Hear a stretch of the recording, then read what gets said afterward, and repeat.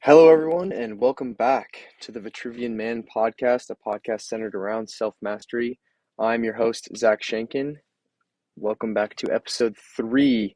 I'm excited to continue to do these, and I'm glad that you guys have been enjoying them and consuming them. Your listening means a lot to me. I'll start and end with the same call to action, which is follow along the progress of all this stuff at Vitruvian Gentleman on Instagram, and you can also follow me at ZDSCHENKEN on Instagram as well. And if you enjoy the podcast, please DM me on either of those accounts, the word podcast, and share your thoughts. I love to talk about this stuff. I'm still looking for new content for future episodes, what you guys want to hear. So excited to potentially be bringing guests on in the near future. I've got a few in mind, and I'll be reaching out for those contacts soon. So I'm really excited about that. I think those episodes will be awesome. But for today's episode, I will be discussing using the law of attraction to shape reality and sharing my experience bending my reality. And I'll be ending with a bit of a quote today because none of the questions submitted this week were particularly relevant to this topic. I'll save those for later episodes when they kind of categorically fit. But I thought I would start today's episode on law of attraction with a story of a famous Irishman that we all know, a man whose name lives in fame and infamy. So without further ado, I'll get into this little story here. Conor Anthony McGregor was born in a gritty working-class neighborhood in Dublin, Ireland. The Irish lad grew up playing soccer before he discovered boxing as a way to defend himself from the bullies at school. As a teenager, when he began to train MMA, he worked as a plumber's apprentice, living at home with his parents to save on money, cleaning up at the gym to scrape together spare change. On weekends, McGregor would stop by a friend's house and they'd watch delayed recordings of UFC fights, then mimic the moves in the back shed. That friend was Tom Egan. One day, the pair were hanging out at the mall in Dublin, Ireland. They grabbed some food and then stopped at a bookstore to browse through the mixed martial arts magazines. They were in the infancy of their MMA careers, hoped a few seconds spent gazing through the pages might confer onto them some new skill. As they were leaving, McGregor spotted Floyd Mayweather on the cover of The Ring, 2 fists up and a toothy grin, his eyes gazing back. "Wow," McGregor said. "Look at him. He's the face of boxing. He's on top of the world." Egan continued for the door. "Come on," he called out, but it was futile. McGregor wouldn't budge. He was holding the magazine with both hands transfixed. He was visualizing himself, said Egan, in that position, on the cover. In 2008, Conor made his professional debut in MMA Cage Warriors and won his first ever fight by TKO. He quickly found success and claimed the Cage Warriors featherweight and lightweight titles. In 2013, Conor was signed to the UFC. And by 2015, it was time for Conor to compete for a championship belt. The fight was slated for December against defending featherweight champion of the world, Jose Aldo. Aldo entered the fight with a decade-long unbeaten run and a Hall of Fame legacy already cemented. After the weigh-ins and during the press conference leading up to the fight, it was contentious, but McGregor was confident, verging on arrogant. He spoke firmly. I felt when we stared down, I felt his right hand was twitching a little bit, but it was a subtle tell for me. He is ready to unload that right hand, but I feel that could be a downfall for him if he lets that right hand go. I will not be there. Anything after that 4-minute mark of the first round will be a formality. It will be on him where he is mentally, where he is physically, and how much he truly wants this. I see him crumbling towards the end of the first, or not answering the bell for the second, but it will be wrapped up inside one. It's now the night of the fight. Aldo and McGregor are warming up in their respective training rooms. Footage shows both fighters prepping with some shadow boxing. The camera shows Conor slip an invisible right and counter with a left. He's ready. The most highly anticipated featherweight fight of all time. Conor looks extremely loose, and Aldo looks like he's feeling the pressure of this moment. Green trunks for the southpaw, the notorious Conor McGregor. Black trunks for the champion, Jose Aldo Jr. Conor relaxed and smiling. Oh! He slapped him! Conor McGregor is the new UFC featherweight champion of the world! With the orange, green, and white draped across his back, and a gold belt around his waist, Conor had arrived as world champion. Fast forward, it's now 2021, and an interviewer asks Conor at a press conference to reflect on a quote he said back in 2013, shortly after joining the UFC. I wanted to read you a quote from 2013 that you said. It's really poignant, and I think it deserves to be read out in full, so just bear with me. I've lost my mind on this game, like Vincent van Gogh, dedicated his life to his art, and he lost his mind in the process. That's happened to me, but fuck it. When that gold belt is around my waist, and my mother has a big mansion, my girlfriend has a car for every day of the week, and my kids' kids get everything they ever wanted, then it will pay. Then I'll be happy I lost my mind. Can you just reflect and talk to me about how that makes you feel hearing that in 2021? You know, it's been some ride. I've got it done, and I'm up here, mad as a brush. You know what I mean? I've been through it all, my friend. You know, I appreciate that, and it's been a wild ride for me. It's not been easy at times, but you know, what a life. And I tell you what, I wouldn't want it to be any other way. After being signed to the UFC in 2013, Conor would eventually go on to become a two-division world champion, and in 2021 was named the highest paid athlete in the world, grossing over $180 million in total compensation. But the truth is, history was written over a decade before that, in a shopping mall, back in southwest Dublin, Ireland, when a pimply-faced 19-year-old picked up a magazine and saw himself looking back from the cover, the notorious Conor McGregor. If you can see it here, and you have the courage enough to speak it, it will happen. A lot of times people believe in certain things, but they keep to themselves. They don't put it out there. If you truly believe in it, if you become vocal with it, you are creating that law of attraction, and it will become reality. So yeah, I wanted to share that story as kind of an excellent and very famous example of visualization and the law of attraction at work. I think it's unbelievable to look at stories like that, certainly in professional sports, but also in the lives of yourself and people that you know, about how legitimately we can speak reality into existence if we truly say things and write them down and believe that they will happen. I believe the universe will give them back to us. This definitely lives in a space where it can feel a little woo-woo. I mean, I like to think that I'm a relatively practical person. I come from like an analytical engineering background. I'm not super into the kind of ethereal space, but this stuff is absolutely transformative, and I've witnessed it in my life.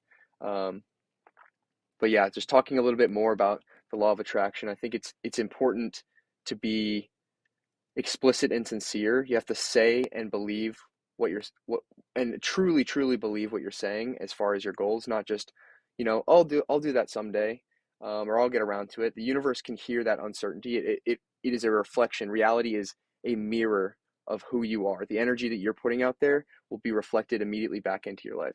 So it's important to be explicit and sincere. You can't receive what you don't ask for, nor can you find what you don't know you're looking for.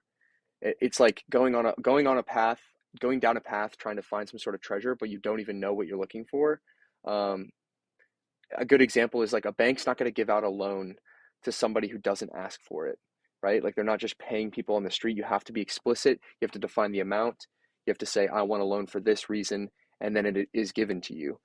Companies don't just go give out jobs to people who don't apply, right? Like they're not just scouring the streets and saying, hey, here's a job, here's a job, here's a job. You have to put yourself forward, put your first foot forward, apply yourself, apply to the job, and go out and get it.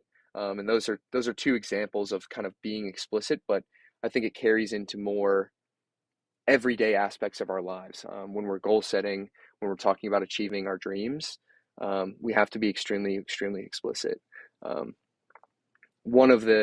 example in my life from this past year where I've been much more explicit about harnessing the law of attraction in my life and witnessing its fruit. When I was like writing, it was back at the beginning of the year for writing down kind of goals I had for the 2022, and one of them I wrote down was to travel out of the country at least one time.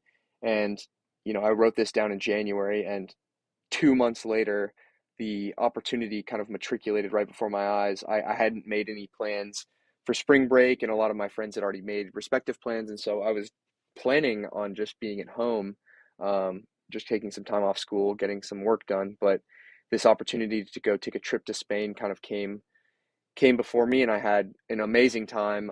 Spent some time in Barcelona, Valencia, and Madrid, visiting friends and also traveling with friends. And it was an incredible trip. Shout out to those that were on it. If you guys are listening, that was an awesome trip. Um, but that's an example of just literally writing it down, but knowing, not just writing it down like I hope this happens, but writing it down and saying it's a checklist, not a dream list. I'm going to go and get this done sometime in this year. And that was something that it immediately kind of came forward. Another one, I heard this cool thing from Arlen Moore. I've mentioned him on this podcast before, but he had mentioned an exercise, and so I did the same thing because I thought it was really cool, about writing down a note, like an ongoing note in your phone, and being explicit about what you want out of a relationship. And so like the note is like, what does Zach Shankin's girlfriend look like? And in that note it's extremely detailed and explicit. It's anything from just like physical appearance, but also things like background, like playing sports in high school, and like being musically talented. Like there's like having a good sense of humor. There's like a lot of like good things that you would expect on there, but like also based on my previous relationships, stuff that I've learned that I do or do not want. And it goes into good detail, but long and the short of it is that like note now lives on my phone, and I add to it when I think of things or revise it as kind of my, I guess, tastes and desires change. But um I I not 2 weeks after writing that down into my phone, um, I got a DM over Instagram from some girl that like literally met like a bunch of the criteria. We ended up going on a couple dates and like had some fun, but and like it didn't work out ultimately, but like that is insane. Like the universe literally giving it back just because I was explicit with my request. And I mean, like that might not sound like the most out of the blue or uncommon kind of thing, but like especially to the female audience, like it is not typical for dudes to get DM'd over Instagram. Like it's not like my DMs are blowing up all the time, with girls asking me to go on dates and stuff. So that was like a pretty unique instance, but like absolutely remarkable for myself, because it was like, okay, this stuff is getting kind of freaky. How much more can I push this? And like I'm curious to see as I move forward, the fruits it's going to reap as I continue to be explicit with what I ask for, um, and see how the fruits of, I guess, that investment and that mindfulness, that intention moving forward. Another huge kind of rule or principle or kind of like piece to the law of attraction thing is that the universe doesn't hear negatives. And what I mean by that is that you don't speak things out in the I don't want this or I don't want that, because that is exactly what's going to come towards you. The universe isn't going to hear the negative part of that, the I do not want. It's going to see and return to you exactly what it is. Like best example, if you've ever played a sport and it's getting close to the end of the game and you have the chance to take a game-winning shot, or even going into a test, you're super nervous or whatever, an interview, a date, and you're like, or a big presentation, you're like, I don't want to fuck this up. I don't want to fuck this up. But the tighter you are, and the more you're focused on, I don't want to screw this up, you're focused on the negative outcome. That is always what happens. Like in football, like I don't want to miss this tackle, you miss the tackle. Basketball, you get the ball passed to you, I don't want to miss this shot, you brick the shot. um in the presentation sense, like I don't want to screw up this presentation, it's a big deal, like my job's kind of riding on it. Like that kind of energy that you bring into the room will get reflected in the audience because they can see it in you. That additional pressure is going to fuck with your mind, you're going to be off your game. And everybody's felt it at some point, whether it's through their academic career, athletic career, or just in life. Like a cold approach to someone you think is attractive at a bar. Like if you're going over there thinking, I don't want to screw this up, what do you think is going to happen? You're going to fumble over your words, you're going to be embarrassed, and you're not going to exude the confidence for them to ultimately be attracted to you and want to continue the conversation. But if you walk up and say, I'm going to go meet and make a new friend, and confidently think that like you've already be in the future's tense, say like I am already attracting this person, and go up, that will reap immediately. And so in the same sense, The universe doesn't hear negatives. It also doesn't hear and respect the helping verbs like the I will or I hope to do or things like that. So it's why for those who have done affirmation statements, and many people listening may have not done affirmation statements before, but those that know kind of what that is, you write those in the present tense, like I am the strongest version of myself. I am becoming wealthy. I am moving towards my goals, not I will get in shape or I will meet the love of my life. You have to be extremely, extremely explicit, and it's literally programming. Um, and to those that haven't tried it, I highly recommend doing something like that, like Google search affirmation statements, kind of get an idea of what they look like, and then compare and contrast them to what your goals are, and say, okay, what are my goals? How can I write this in a present tense kind of statement? And then every day when you wake up, like paste it on your mirror in your bathroom or something. And every night before you go to bed, just read that out loud to yourself and watch those things literally become reality. Everyone's heard since like we were really little, like write down your goals and they'll come true. And I think that is as much the sense of like, okay, organizing your thoughts and putting it on paper, and that makes it easier for you to go and like actually kind of task orientedly attack the goal. But even more than that, I think it is literally like you're putting that energy out there and you're actively like, I am now, that it is now a goal that is outside of my like internal desire, and that will be reflected back to me. And so you've heard it your entire life. I think there's interviews from across every range of successful people, whether it's sports, business, etc. Everybody's saying the same thing. I don't think that's a freaking coincidence. Um, it's like sounds cliche for like, certainly it sounds cliche, and even hearing it out loud now like sounds like super cliche and like woo woo. But like if you're sitting there being skeptical, um, I would ask you like, why not try this stuff? The worst thing that can happen is that you remain exactly where you are. But the best thing to ask yourself is, what if it ends up better than I could have ever imagined? Don't think, like I said, like the universe doesn't hear negatives. Don't think what could go wrong.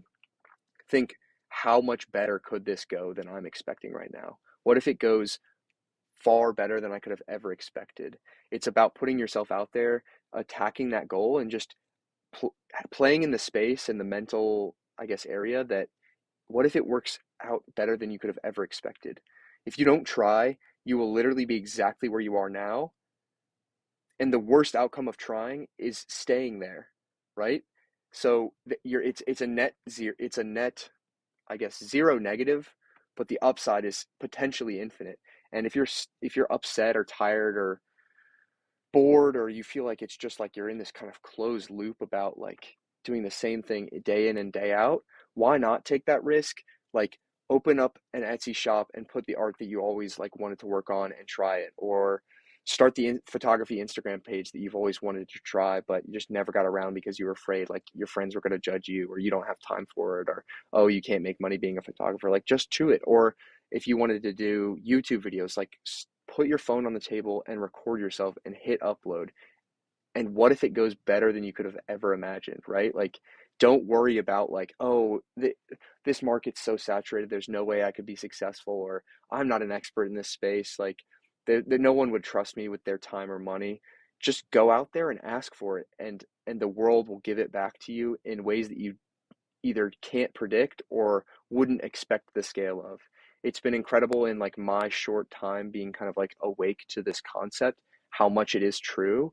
Um, like for instance, I think getting over like a scarcity mindset with money is a big example of this. So like instead of tightly grasping onto every penny you earn, be very generous with the money that comes to you, and it will return to you tenfold. Money spent on like your friends and people you love is never wasted. So don't look at a generous gift or like a heavy tip as like, oh, I can't afford that right now. Like that tip will come back to you tenfold, because you don't know how that kind of behavior, or like buying your friend a drink, or taking somebody out to like an expensive dinner just like to treat them, you don't know how that action will like reap long-term benefits and come back to you in the future.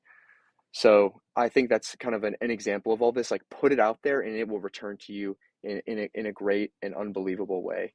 And I think the reason that this is all true, like getting back to kind of that practicality stuff, um, like I've said like a lot about the universe and whatever, like this is kind of an a-religious, like non-ideological stance. Like I'm taking this as practical, like these steps that I've taken have produced this result in my life, and whether it's a product of what some people believe is God, the universe, or some like strict like pure science, whatever it is, I think I think that this is real. And so I think it's because, and like I haven't seen it exactly framed this way. I'm not like going to assume that I'm the only person that's ever had this unique thought. But I think it's because, we experience reality through our mind.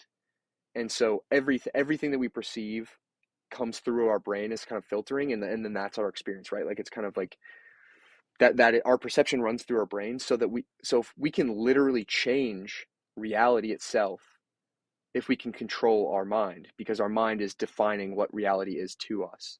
So creating these mindset changes and programming yourself, like with affirmation statements, like I am successful, I am moving towards my goals, I am in the best shape of my life, I am whatever XYZ your goals are, and being as explicit as you can. These are like kind of blanket ones that I'm reading out, but like, or like stating out. But be explicit for what you want, write it down, and put it somewhere that it's present, like whether it's the wallpaper on your phone or your laptop, or you put a sticky note on your computer monitor, or you see it in the mirror every morning when you brush your teeth and go to bed. Um, you can literally, if you program your mind and keep that kind of information ever present, that is how your reality is going to be shaped. And it goes to the same thing about what you're consuming media wise, right? Like follow people on Instagram and all the social platforms that are inspiring to you and are in a place that you want to be. It's like, those vision boards that like were very popular in like circa 2015. Like there's a reason that they got popular. I think it was like a bit of a fad, and it was a bit of fantasized. Like a lot of it became like, oh, I want to have like an aesthetic wall in my room for a lot of people. But I think there's tremendous power in explicitly defining, like looking every single day at a picture of a beach. You can't have that there and then not eventually end up at that place, because you're literally programming your mind to see that and like constantly remind, like that's a goal, like that is something I'm striving towards, and it will find its way into your life, whether it's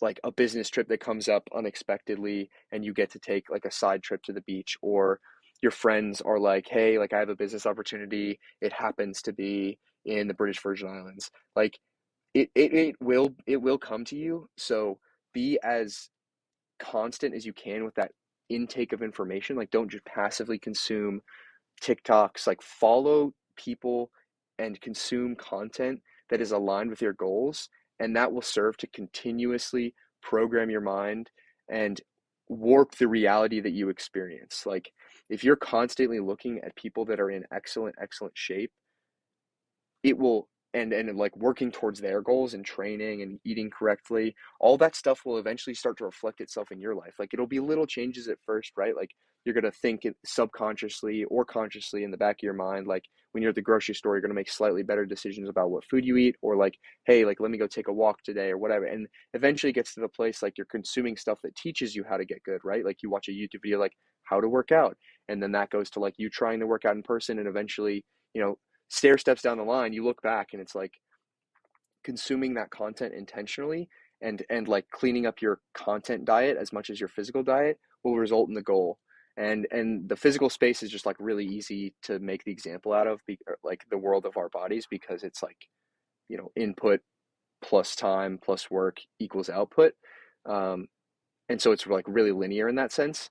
But I think a lot of like other aspects of life are also linear. They have a lot more like details that get to be sprinkled in. Like building a business isn't always input plus work plus time output, but on the macro level it is, right? Like there's a lot of like little diagonal steps that are in between, right? You have to like seek mentorship, do market analysis, secure capital, all this stuff, right, to like build a business. But ultimately when you like zoom out, it was like idea, work time equals output. And if you are constantly showing yourself that that is like the end result is your reality, it will become your reality. And so I think today's episode is going to be a little bit of a shorter one because again, there was no kind of Q&A, but I might try to append this to the recording. If not, I encourage you. So what I'm talking about is a book essay called, like it was originally an audio recording, eventually transcripted into a book called The Strangest Secret by Earl Nightingale. And a little bit about that. In 1950, Earl Nightingale was inspired by the words in Napoleon Hill's book, Think and Grow Rich, which I highly recommend, unbelievable book, about the same time that he had purchased his own insurance agency. And there was a quote in that book that said, "We become what we think about." So he, in his own insurance agency, he provided weekly motivational speeches to the agency's staff. And in 1956, he recorded a speech to be played when he was taking a vacation. His employees went on to spread the word of the speech, and eventually the demand of the recording grew so large that his friend formed a company to manage sales of that recording. And it's lived on in kind of this space of like manifestation, visualization, law of attraction in kind of like infamy. And it's super, super poignant. So if I cut in the kind of 30-minute audio recording, you'll hear it. I'd like to tell you about the strangest secret in the world. Some years ago, the late Nobel Prize-winning Dr. Albert Schweitzer was being interviewed in London, and a reporter asked him, "Doctor, what's wrong with men today?" And the great doctor was silent a moment, and then he said, "Men simply don't think." It's about this that I want to talk with you. We live today in a golden age. This is an era that man has looked forward to, dreamed of, and worked toward for thousands of years. But since it's here, we pretty well take it for granted. We in America are particularly fortunate to live in the richest land that ever existed on the face of the earth, a land of abundant opportunity for everyone. But do you know what happens? Well, let's take 100 men who start even at the age of 25. Do you have any idea what will happen to those men by the time they're 65? These 100 men who all start even at the age of 25 believe they're going to be successful. If you asked any one of these men if he wanted to be a success, he'd tell you he did. And you'd notice that he was eager toward life, that there was a certain sparkle to his eye, an erectness to his carriage, and life seemed like a pretty interesting adventure to him. But by the time they're 65, 1 will be rich. 4 will be financially independent. 5 will still be working. 54 will be broke. Now think a moment. Out of the 100, only 5 make the grade. Now why do so many fail? What has happened to the sparkle that was there when they were 25? What's become of the dreams, the hopes, the plans? And why is there such a large disparity between what these men intended to do and what they actually accomplished? When we say about 5% achieve success, we have to define success. And here's the best definition I've ever been able to find. Success is the progressive realization of a worthy ideal. If a man is working toward a predetermined goal and knows where he's going, that man is a success. If he's not doing that, he's a failure. Success is the progressive realization of a worthy ideal. Rollo May, the distinguished psychiatrist, wrote a wonderful book called Man's Search for Himself. And in this book he says, the opposite of courage in our society is not cowardice. It is conformity. And there you have the trouble today. It's conformity, people acting like everyone else without knowing why, without knowing where they're going. Now think of it. In America right now, there are over 18 million people 65 years of age and older. And most of them are broke. They're dependent on someone else for life's necessities. Now, we learn to read by the time we're 7. We learn to make a living by the time we're 25. Usually by that time, we're not only making a living, we're supporting a family. And yet, by the time we're 65, we haven't learned how to become financially independent in the richest land that has ever been known. Why? We conform. And the trouble is that we're acting like the wrong percentage group, the 95 who don't succeed. Now, why do these people conform? Well, they really don't know. These people believe that their lives are shaped by circumstances, by things that happen to them, by exterior forces. They're outer-directed people. A survey was made one time that covered a lot of men, working men, and these men were asked, why do you work? Why do you get up in the morning? 19 out of 20 had no idea. If you ask them, they'll say, well, everyone goes to work in the morning, and that's the reason they do it, because everyone else is doing it. Now let's get back to our definition of success. Who succeeds? The only person who succeeds is the person who is progressively realizing a worthy ideal. He's the person who says, I'm going to become this, and then begins to work toward that goal. I'll tell you who the successful people are. A success is the school teacher who's teaching school because that's what he or she wants to do. The success is the woman who's a wife and mother because she wanted to become a wife and mother and is doing a good job of it. The success is the man who runs the corner gas station because that was his dream. That's what he wanted to do. The success is the successful salesman who wants to become a top-notch salesman and grow and build with his organization. A success is anyone who is doing deliberately a predetermined job because that's what he decided to do deliberately. But only 1 out of 20 does that. That's why today there isn't really any competition unless we make it for ourselves. Instead of competing, all we have to do is create. You know, for 20 years, I looked for the key which would determine what would happen to a human being. Was there a key I wanted to know which would make the future a promise that we could foretell to a large extent? Was there a key that would guarantee a person's becoming successful if he only knew about it and knew how to use it? Well, there is such a key, and I've found it.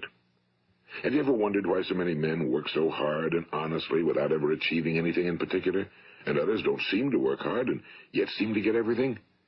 They seem to have the magic touch. You've heard them say that about someone. Everything he touches turns to gold. And have you ever noticed that a man who becomes successful tends to continue to become successful?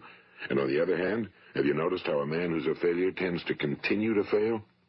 Well, it's because of goals. Some of us have goals, some don't. People with goals succeed because they know where they're going. It's that simple. Think of a ship leaving a harbor, and think of it with the complete voyage mapped out and planned. The captain and crew know exactly where it's going and how long it'll take. It has a definite goal. Now, 9,999 times out of 10,000, it will get to where it started out to get. Now, let's take another ship, just like the first, only let's not put a crew on it or a captain at the helm. Let's give it no aiming point, no goal, no destination. We just start the engines and let it go. I think you'll agree with me that if it gets out of the harbor at all, it will either sink or wind up on some deserted beach, a derelict. It can't go anyplace because it has no destination and no guidance, and it's the same with a human being. Take the salesman, for example. There's no other person in the world today with the future of a good salesman. Selling is the world's highest paid profession, if we're good at it and if we know where we're going. Every company needs top-notch salesmen, and they reward those men. The sky's the limit for them. But how many can you find? Someone once said the human race is fixed, not to prevent the strong from winning, but to prevent the weak from losing. The American economy today can be likened to a convoy in time of war. The entire economy is slowed down to protect its weakest link, just as the convoy had to go at the speed that would permit its slowest vessel to remain in formation. That's why it's so easy to make a living today. It takes no particular brains or talent to make a living and support a family today. So we have a plateau of so-called security, if that's what a person's looking for. But we do have to decide how high above this plateau we want to aim. Now let's get back to the strangest secret in the world, the story that I wanted to tell you today. Why do men with goals succeed in life and men without them fail? Well, let me tell you something which, if you really understand it, will alter your life immediately. If you understand completely what I'm going to tell you from this moment on, your life will never be the same again. You will suddenly find that good luck just seems to be attracted to you. The things you want just seem to fall in line, and from now on you won't have the problems, the worries, the gnawing lump of anxiety that perhaps you've experienced before. Doubt, fear, well, they'll be things of the past. Here's the key to success and the key to failure. We become what we think about. Now let me say that again. We become what we think about. Throughout all history, the great wise men and teachers, philosophers and prophets have disagreed with one another on many different things. It's only on this one point that they are in complete and unanimous agreement. Listen to what Marcus Aurelius, the great Roman emperor, said. A man's life is what his thoughts make of it. Disraeli said this, everything comes if a man will only wait. I've brought myself by long meditation to the conviction that a human being with a settled purpose must accomplish it, and that nothing can resist a will that will stake even existence for its fulfillment. Ralph Waldo Emerson said this, a man is what he thinks about all day long. William James said, "The greatest discovery of my generation is that human beings can alter their lives by altering their attitudes of mind." And he also said, "We need only in cold blood act as if the thing in question were real, and it will become infallibly real by growing into such a connection with our life that it will become real. It will become so knit with habit and emotion that our interest in it will be those which characterize belief." And he also said, "If you only care enough for a result, you will almost certainly attain it. If you wish to be rich, you will be rich. If you wish to be learned, you will be learned. If you wish to be good, you will be good. Only you must then really wish these things, and wish them exclusively, and not wish at the same time 100 other incompatible things just as strongly." In the Bible, you read in Mark 9:23, "If thou canst believe, all things are possible to him that believeth." My old friend Dr. Norman Vincent Peale put it this way, "This is one of the greatest laws in the universe. Fervently do I wish I had discovered it as a very young man. It dawned upon me much later in life, and I found it to be one of the greatest, if not my greatest discovery outside of my relationship to God. The great law, briefly and simply stated, is that if you think in negative terms, you will get negative results.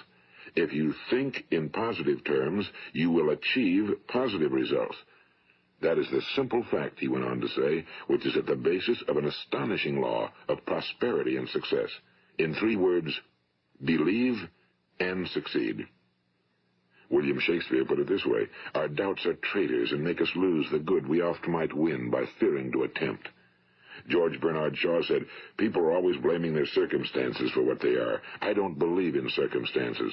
The people who get on in this world are the people who get up and look for the circumstances they want, and if they can't find them, make them." Well, that's pretty apparent, isn't it? And every person who discovered this for a while believed that he was the first one to work it out. We become what we think about. Now, it stands to reason that a person who's thinking about a concrete and worthwhile goal is going to reach it, because that's what he's thinking about, and we become what we think about. Conversely, the man who has no goal, who doesn't know where he's going, and whose thoughts must therefore be thoughts of confusion and anxiety and fear and worry, becomes what he thinks about. His life becomes one of frustration and fear and anxiety and worry. And if he thinks about nothing, he becomes nothing. Now, how does it work? Why do we become what we think about? Well, I'll tell you how it works as far as we know. Now, to do this, I want to tell you about a situation that parallels the human mind. Suppose a farmer has some land, and it's good fertile land. Now, the land gives the farmer a choice. He may plant in that land whatever he chooses. The land doesn't care. It's up to the farmer to make the decision. Now, remember, we're comparing the human mind with the land because the mind, like the land, doesn't care what you plant in it. It will return what you plant, but it doesn't care what you plant. Now, let's say that the farmer has 2 seeds in his hand. One is a seed of corn. The other is nightshade, a deadly poison. He digs 2 little holes in the earth, and he plants both seeds, one corn, the other nightshade. He covers up the holes, waters, and takes care of the land, and what will happen? Invariably, the land will return what's planted. As it's written in the Bible, as ye sow, so shall ye reap. Now remember, the land doesn't care. It'll return poison in just as wonderful abundance as it will corn. So up come the 2 plants, one corn, one poison. Now, the human mind is far more fertile, far more incredible and mysterious than the land, but it works the same way. It doesn't care what we plant. Success, failure. A concrete, worthwhile goal, or confusion. Misunderstanding, fear, anxiety, and so on. But what we plant, it must return to us. You see, the human mind is the last great unexplored continent on Earth. It contains riches beyond our wildest dreams. It will return anything we want to plant. Now, you might say, well, if that's true, why don't people use their minds more? Well, I think they figured out an answer to that one, too. Our mind comes as standard equipment at birth. It's free, and things that are given to us for nothing we place little value on. Things that we pay money for, we value. The paradox is that exactly the reverse is true. Everything that's really worthwhile in life came to us free. Our minds, our souls, our bodies, our hopes, our dreams, our ambitions, our intelligence, our love of family and children and friends and country, all these priceless possessions are free. But the things that cost us money are actually very cheap and can be replaced at any time. A good man can be completely wiped out and make another fortune. He can do that several times. Even if our home burns down, we can rebuild it. But the things we got for nothing, we can never replace. The human mind isn't used because we take it for granted. Familiarity breeds contempt. It can do any kind of job we assign to it, but generally speaking, we use it for little jobs instead of big, important ones. Universities have proved that most of us are operating on about 10% or less of our abilities. So decide now, what is it you want? Plant your goal in your mind. It's the most important decision you'll ever make in your entire life. What is it you want? Do you want to be an outstanding salesman? A better worker at your particular job? Do you want to go places in your company? In your community? Do you want to get rich? All you've got to do is plant that seed in your mind, care for it, work steadily toward your goal, and it will become a reality. It not only will, there's no way that it cannot.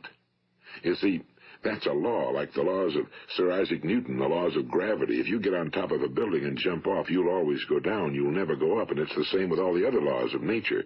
They always work. They're inflexible. Think about your goal in a relaxed, positive way.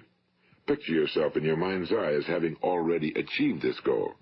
See yourself doing the things you will be doing when you've reached your goal. Ours has been called the phenobarbital age, the age of ulcers and nervous breakdowns and tranquilizers. At a time when medical research has raised us to a new plateau of good health and longevity, far too many of us worry ourselves into an early grave trying to cope with things in our own little personal ways without learning a few great laws that will take care of everything for us. These things we bring on ourselves through our habitual way of thinking. Every one of us is the sum total of his own thoughts. He is where he is because that's exactly where he really wants to be, whether he'll admit that or not. Each of us must live off the fruit of his thoughts in the future, because what you think today and tomorrow, next month and next year, will mold your life and determine your future. You're guided by your mind.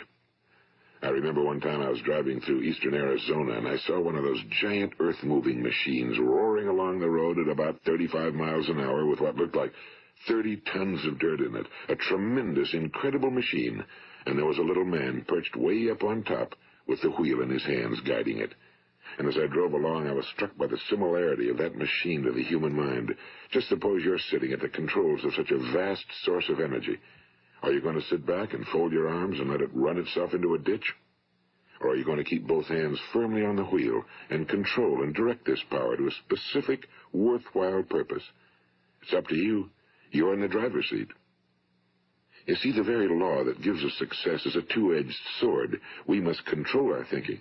The same rule that can lead a man to a life of success, wealth, happiness, and all the things he ever dreamed of for himself and his family. That very same law can lead him into the gutter. It's all in how he uses it, for good or for bad. This is the strangest secret in the world. Now, why do I say it's strange, and why do I call it a secret? Actually, it isn't a secret at all. It was first promulgated by some of the earliest wise men, and it appears again and again throughout the Bible, but very few people have learned it, understand it. That's why it's strange, and why for some equally strange reason it virtually remains a secret. I believe that you could go out and walk down the main street of your town and ask one man after another what the secret of success is, and you probably wouldn't run into one man in a month who could tell you. Now, this information is enormously valuable to us if we really understand it and apply it. It's valuable to us not only for our own lives, but the lives of those around us, our families, employees, associates, and friends. Life should be an exciting adventure. It should never be a bore.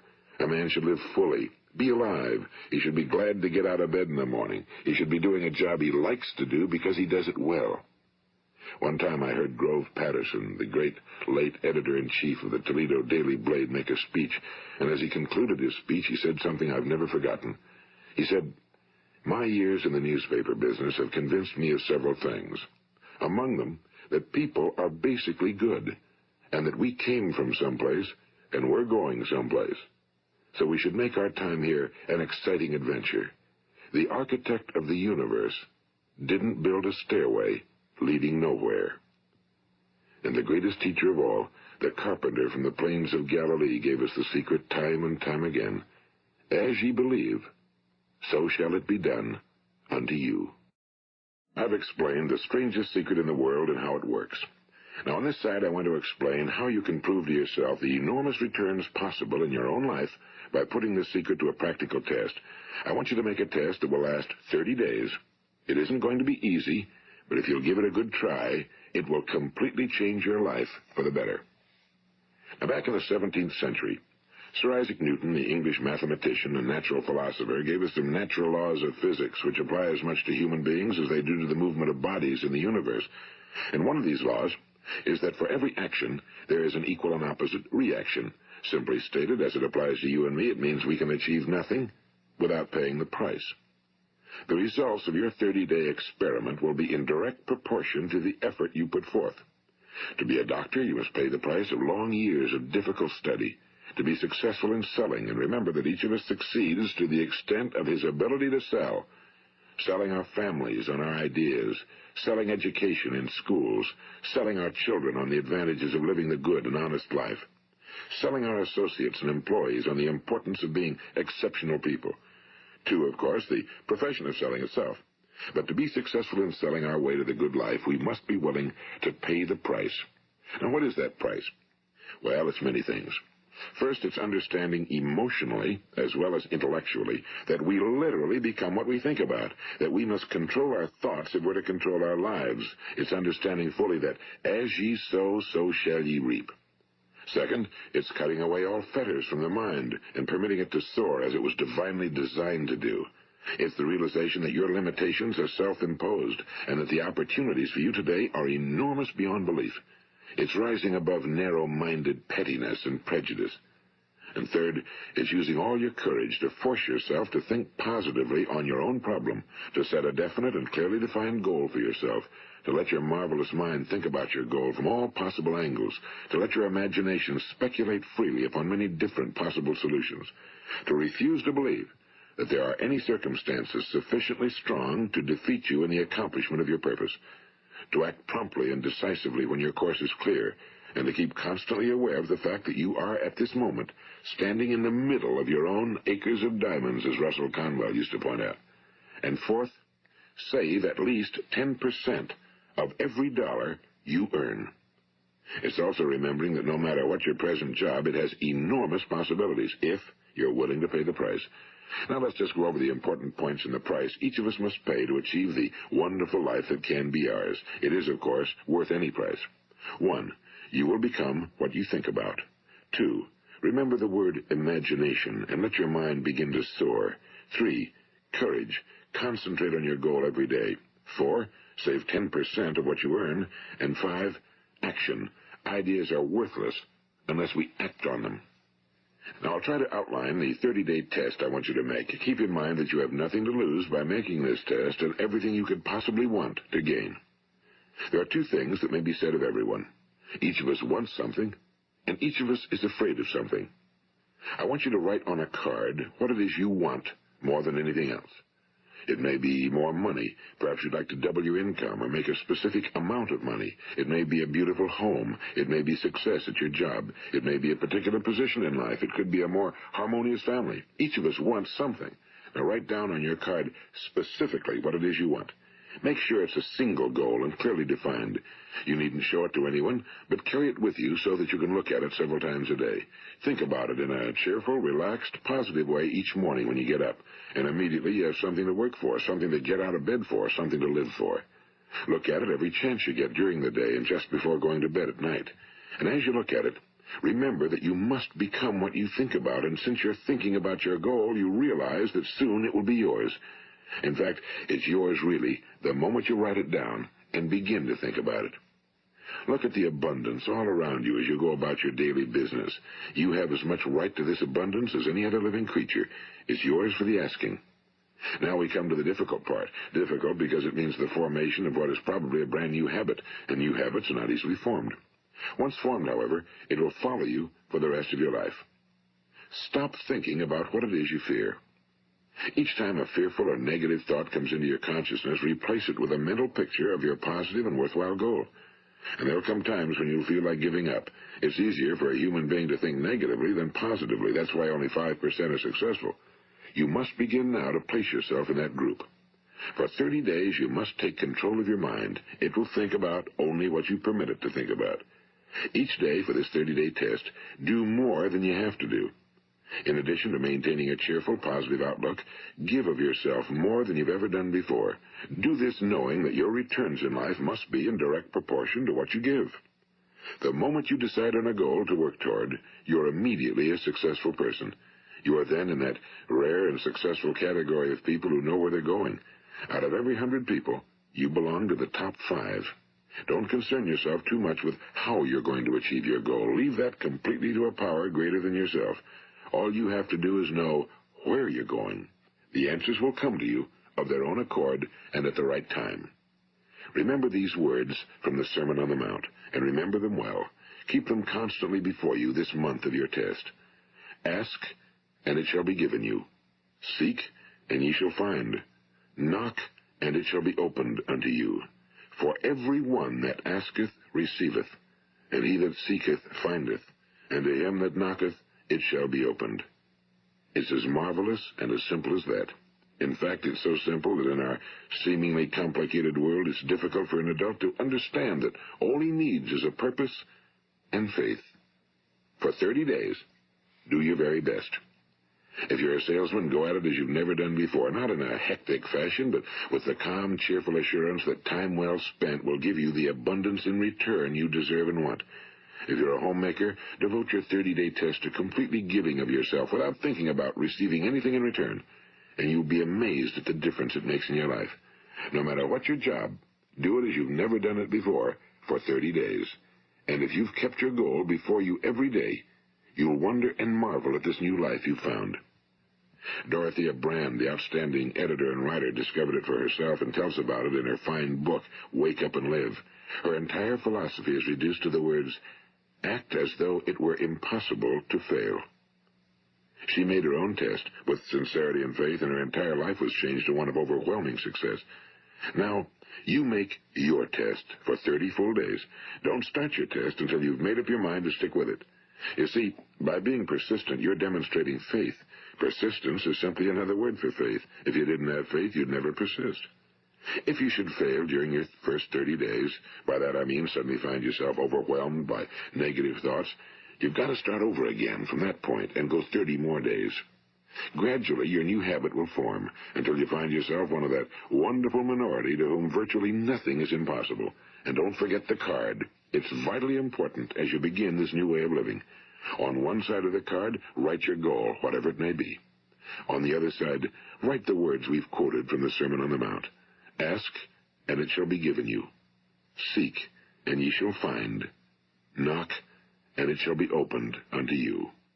Nothing great was ever accomplished without inspiration.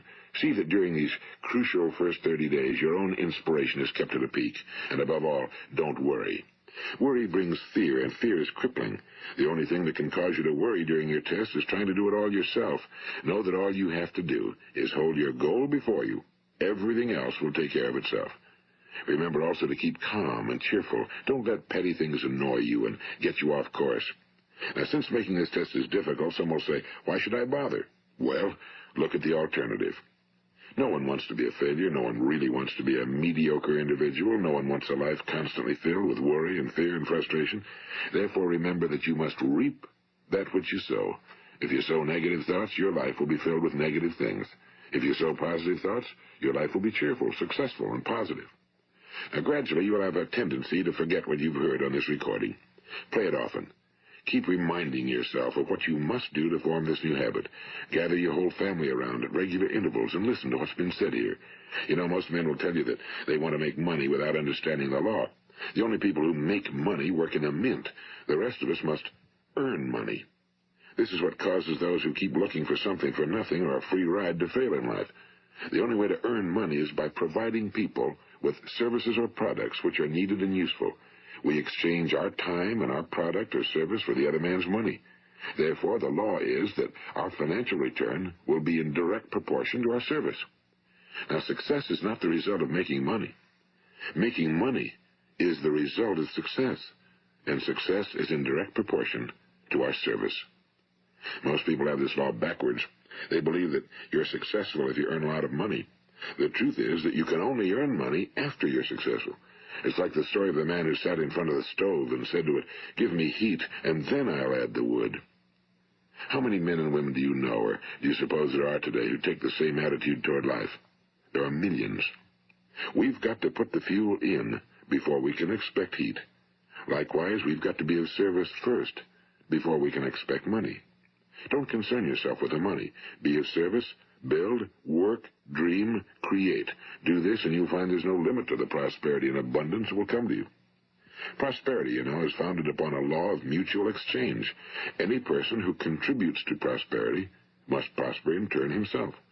Sometimes the return will not come from those you serve, but it must come to you from someplace, because that's the law. For every action, there is an equal and opposite reaction. As you go daily through your 30-day test period, remember that your success will always be measured by the quality and quantity of service you render, and money is a yardstick for measuring this service. No man can get rich himself unless he enriches others. Now, there are no exceptions to a law. You can drive down any street in America and from your car estimate the service that's being rendered by the people living on that street. Had you ever thought of this yardstick before? It's interesting. Some, like ministers and priests and other devoted people, measure their returns in the realm of the spiritual, but again, their returns are equal to their service. Once this law is fully understood, any thinking person can tell his own fortune. If he wants more, he must be of more service to those from whom he receives his return. If he wants less, he has only to reduce his service. This is the price you must pay for what you want. If you believe you can enrich yourself by deluding others, you can end only by deluding yourself. It may take some time, but just as surely as you breathe, you'll get back what you put out. Don't ever make the mistake of thinking you can avert this. It's impossible. The prisons and the streets where the lonely walk are filled with people who tried to make new laws just for themselves. We may avoid the laws of man for a while, but there are greater laws that cannot be broken. An outstanding medical doctor recently pointed out 6 steps that will help you realize success. 1. Set yourself a definite goal. 2. Quit running yourself down. 3. Stop thinking of all the reasons why you cannot be successful and instead think of all the reasons why you can. 4. Trace your attitudes back through your childhood and try to discover where you first got the idea you couldn't be successful, if that's the way you've been thinking. 5. Change the image you have of yourself by writing out a description of the person you would like to be. And 6. Act the part of the successful person you have decided to become. The doctor who wrote those words is a noted West Coast psychiatrist, Dr. David Harold Fink. Do what the experts since the dawn of recorded history have told you you must do. Pay the price by becoming the person you want to become. It's not nearly as difficult as living unsuccessfully. Make your 30-day test, then repeat it again, and each time it will become more a part of you until you'll wonder how you could ever have lived any other way. Live this new way, and the floodgates of abundance will open and pour over you more riches than you may have dreamed existed. Money? Yes, lots of it. But what's more important, you'll have peace. You'll be in that wonderful minority who lead calm, cheerful, successful lives. Start today. You have nothing to lose, but you have a whole life to win. This is Earl Nightingale, and thank you. This episode was a super important one. I'd love to hear your guys' thoughts about your experiences with law of attraction, how you've seen it in your life, and how you've been able to manifest some results in your life. Whether you also give me feedback if you think this is like woo-woo mystic bullshit. Like, I would love to discuss about that, because I think I was originally extremely skeptical, when I heard about this kind of concept. And I think there is a lot of stuff in the space that's bullshit, but when you take it into practice and like give it the time of day, I think it can be extremely transformative. So that is what I will close with. I'll also re-mention, I'd like you guys to follow along at Vitruvian Gentleman on Instagram, as well as myself, ZDSCHENKEN. And if you enjoyed this podcast, please DM me the word podcast, share your thoughts. Like I was saying, I'd love to talk about this stuff with any of you guys. If you have an idea for a future episode, guest you'd like to hear on, I guess it's a bit of a shot call, but I'm looking, as a Georgia Tech graduate myself, I'm looking for my first guest to come on to be Coach Lou Coralla. He's a big player he's a head strength and conditioning coach for Georgia Tech football. But if you follow him on Instagram, he's like a big motivational speaker. Like, that's kind of like what he works on other than being the strength coach. And, he's appeared on plenty of super famous podcasts. He had like a viral clip go crazy this past year. Like, how far are you willing to sprint when the distance is unknown? So go on Instagram, follow him, and I'm hoping to have him on in a future episode. So I'll be reaching out to my Georgia Tech network and seeing if I can make that happen. But in the meantime, thank you so much for spending your time with me today. Remember, your time is your most valuable resource. Memento Mori, and I will catch you guys on next week's episode of the Vitruvian Man podcast.